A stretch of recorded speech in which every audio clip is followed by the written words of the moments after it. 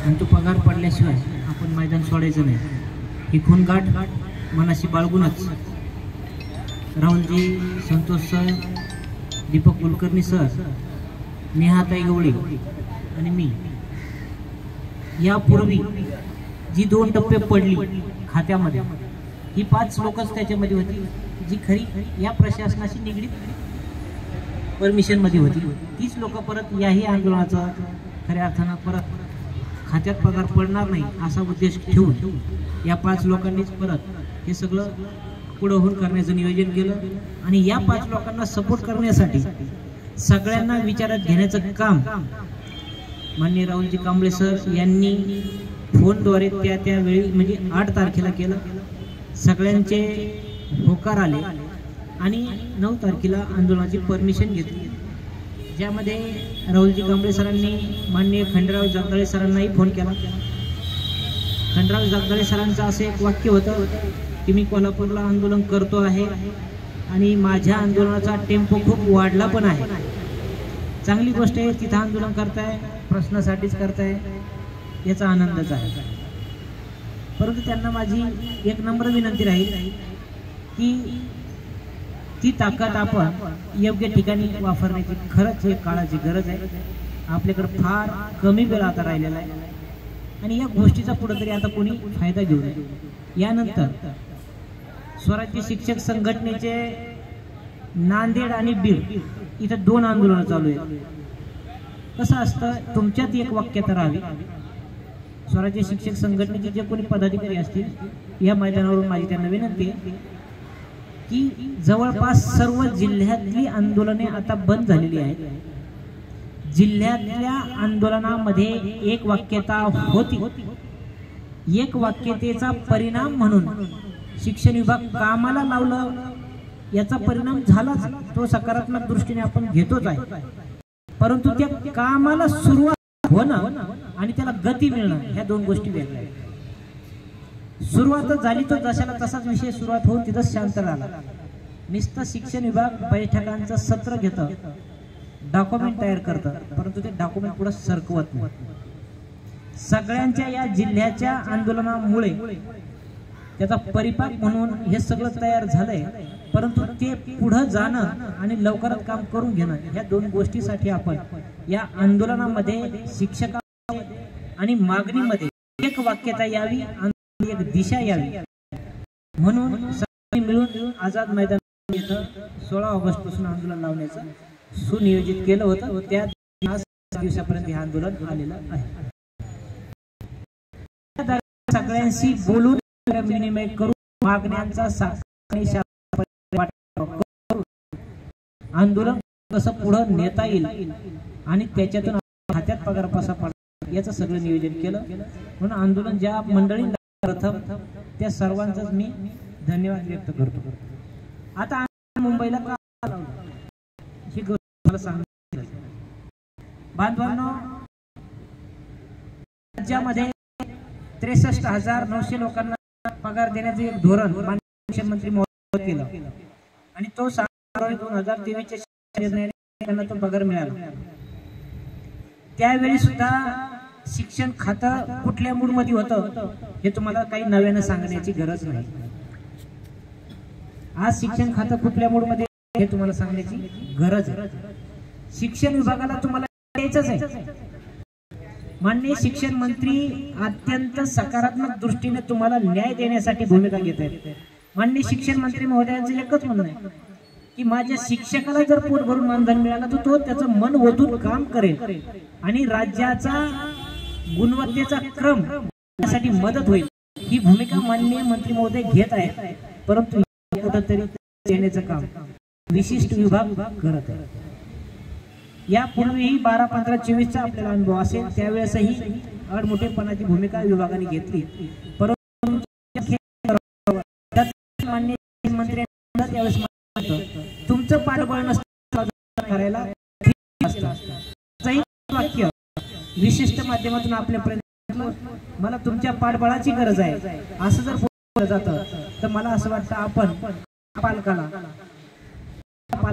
पाठबळ देण्याची खऱ्या गरज आहे. तुमच्या शिक्षण विभागातूनच आणखी सुरुवात नाही. एक एक कागद जोडण्याचं काम तिथं आज सुरू आहे, आकडा जोडण्याचं काम त्या ठिकाणी सुरू आहे.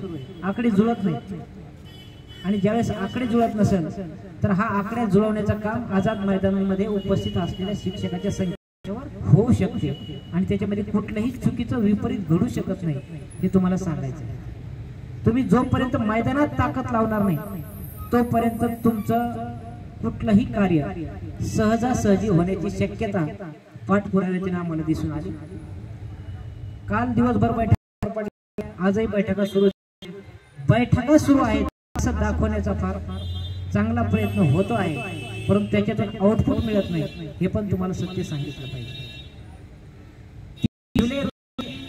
आपल्याला सांगितलं गेलं की येणाऱ्या 2 कॅबिनेट मध्ये विषय होईल, त्यानंतर 28 जुलैला सांगितलं, त्यानंतर 30 जुलैला कॅबिनेट झाली आणि 7 जुलैला झालं नाही. त्याच्यानंतर अनेक 9ला होईल, 13 20ला होईल हे सांगितलं जातं. लक्षात घ्या, जसा जसा काळ जाईल ना तसा तसा ती मागणी प्रलंबित पडण्याची जास्त संधी त्या ठिकाणी उपलब्ध होत असते. बांधवांना एक सुनियोजित मला अशी आज चालून आलेली की सदरील सुरू असलेल्या या सरकारचं अधिवेशन काय कार्य असेल तो खूप पुढे आणि हा अधिवेशनाचा काळ असेल या सरकारचा काळ असेल. हे सरकारने कदाचित असं ठरवलेलं आहे इथून पुढच्या आणखी 2 ते 3 महिने याच्यामध्ये काय होणार आहे, जाणार आहे. आणि हे सरकार, या सरकारचं पुन्हा हिवाळी अधिवेशन सुद्धा होऊ शकतं. विशेष अधिवेशन सत्र घेण्याचं नियोजन यांचं चालू आहे आणि या विशेष अधिवेशनात आपल्याला जर टोकन बजेट मिळालं, पुरवणी बजेट मिळालं तर आपल्याला पगारही मिळतो. मला ठराविक 4-5 बांधवांचे फोन आले की तुम्ही पगार घेतल्याशिवाय उठणार नाही, 1 महिन्याचा पगार घेतल्याशिवाय उठणार नाही, हे जाहीर करा तेव्हा आम्ही आंदोलनात येतो. माझं त्यांना विनंती, हे पुरवणी मागणी जर व्हायची असेल 4-5 दिवसाच्या सत्राच्या अधिवेशनामध्ये तर त्याच्यापूर्वी तुम्हाला 3 गोष्टी करायच्या आहेत.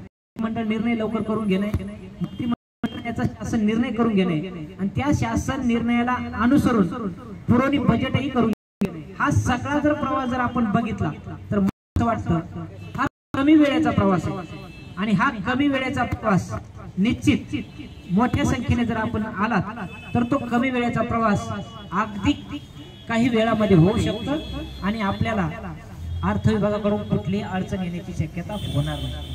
म्हणून आपल्या पालकमंत्र्याला, आपल्या पालकाला, ज्या आपल्याला 1160 कोटी देण्यासाठी मंत्रिमंडळाच्या बैठकीत लढाई केली, अशा माणसाच्या पाठीमागं पाठबळ देण्याचं काम आपण आता केलं पाहिजे. आपल्याकडे मोजून फक्त 29 दिवस आहेत. 29 दिवसामध्ये तुम्हाला मंत्रिमंडळ निर्णय करायचा आहे, मंत्रिमंडळ निर्णयाचा शासन निर्णय करायचा आहे आणि आपलं नशीब 5 दिवसाचं विशेष अधिवेशन घेतलं तर त्या शासन निर्णयाला अनुसरून टोकन बजेट, पुरवणी बजेट सुद्धा होऊ शकतं. एवढी संधी जर आपल्या समोर आली असेल, तुमच्या दारामध्ये नवकोरं जगणं येत असेल आणि तुम्ही ते दार उघडून संधी घेत नसेल तर मला असं वाटतं आपण सुज्ञ सुशिक्षित असून कुठलाही उपयोग आपल्याला होणार नाही. तुम्हाला सजग करण्याचं काम, जाग करण्याचं काम शिक्षक संघ यापूर्वीही करत आलेला आहे. 12 याच्यानंतर वर्षाताईचं सरकार असेल, वेगवेगळे सरकार असेल, आपल्या ज्या सरकारने अनुदान दिलं ते त्या वेळी ह्या आझाद मैदानातून ते आपल्याला मिळालं आहे. हे आपण करता कामा नये. म्हणजे जिल्ह्याची आंदोलन व्हायला गेलीत का, सगळ्यात जिल्ह्याचं झालं असेल तर हिंगोली जिल्ह्याचं झालं, त्यानंतर जालन्याचं झालं, त्यानंतर बीडचं झालं. या सगळ्यांचं याच्यामध्ये खरीचं वाटा आहे. परंतु आता आपण कुठेतरी एका दिशेने लढलं पाहिजे, एका ताकदीने लढलं पाहिजे. म्हणून जे कुठले पांडव आमच्या घरी बसलेले असतील किंवा वेगवेगळ्या ठिकाणून कान भरण्याचं काम करत असेल तर त्यांना माझं एक साधं सोपं सरळ उदाहरण आहे की आपण कुठल्याही परिस्थितीमध्ये कुणाचंही नाही ऐकता. आपला प्रश्न हा आझाद मैदानावर उभा आहे. आपला प्रश्न हाच आपलं नेतृत्व आहे. आझाद मैदान हेच आपलं नेतृत्व आहे. आणि तुम्ही म्हणत असाल ह्या मंत्रिमंडळात त्या मंत्रिमंडळात विषय येईल तर आझाद मैदानच कोणत्या मंत्रिमंडळ बैठकीत ठरवणार आहे. त्याच्यामुळे आझाद आता येण्याची गरज आहे. बांधवांनो, कुणी कुणाच्या सुख दुःखात कामाला येत नसतं, येतो तो आपल्या महिन्याला पडणारा खात्यातला पगारच असतो. अनेक बांधवांना किमान 20 ते 40 झालं, 40 ते 60 झालं। हे छाती ठोकपणे आपण सांगू शकतो की शिक्षक समन्वय संघाच्या आझाद मैदानमध्ये सुरू असलेल्या आंदोलनामुळे झालेले आहे। म्हणून जिल्ह्यातली आंदोलन सर्व बंद व्हावी, त्यांच्यात एकवाक्यता यावी आणि योग्य दिशा व्हावी। आपल्या खात्यात लवकर कसा पगार पडेल याची काळजी शिक्षक समन्वय संघाला आझाद मैदानातून नेहमी असते आणि ती काळजी घेऊनच संतोष वाघ सर असतील, राहुलजी असेल, दीपक कुलकर्णी सर असेल, नेहाताई असेल, आम्ही सगळ्यांनी मिळून एक यथोचित निर्णय घेतला आणि राज्याला दिशा देण्याचं काम ठरलं। आणि या दिशा देत असताना एक वाक्यता यावी म्हणून आझाद मैदान आणि असं की आता सध्या पावसाचा दिवस नाहीये, अतिशय कमी वेळेत आपण जास्त जिंकू शकतो।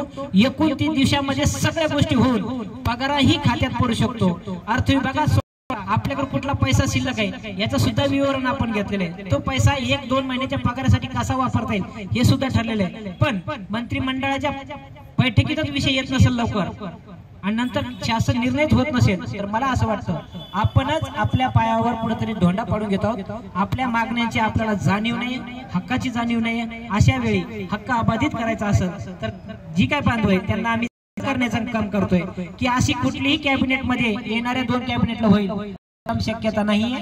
ही ठरेल जेव्हा तुम्ही आझाद मैदानामध्ये येणार आहात। तुमच्या मागण्यांची तुम्हाला जर खरंच जाणीव असेल, हक्काची जाणीव असेल तर मला असं वाटतं या ठिकाणी मैदानात आले मान्य शिक्षक आमदार सगळे आपापल्या पद्धतीने प्रयत्न करतात। त्यांना की 18 विश्व दारिद्र्य दारातून गेलं म्हणजे आनंदवन जीवन या लोकांचं होईल। ज्या घरामध्ये एक आनंदाचा दिवा असेल ही भूमिका शिक्षक आमदारांची परिणती करतात। असे आमदारांना सुद्धा या ठिकाणी पाठबळ देण्याचं काम करतात। पाठबळ दिलं तर कसं मिळतं पाठबळ? आपली संख्या इथं 5000 असली हे शिक्षक आमदार ही लोक यांना न्याय देण्याचं काम आता आपल्याला केलं पाहिजे। तो कुठलाही विभाग असो, किती आडमुठपणाची भूमिका घेतलेली असो, आडमुठपणाची भूमिका यापूर्वी 2 वेळा घेतली गेली आहे, परंतु आझाद मैदानच्या खात्यावर पाडून घेतला।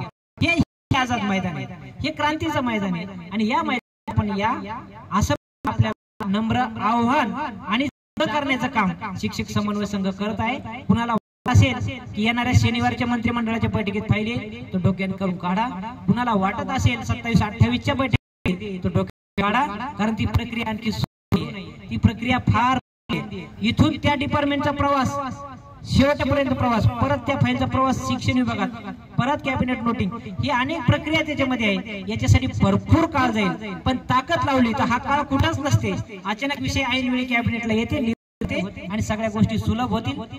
जीवन पुढचं करायचं असेल तर आपण जागे व्हा, इतरांना जागे करा आणि आपण मैदानापर्यंत पोहोचा।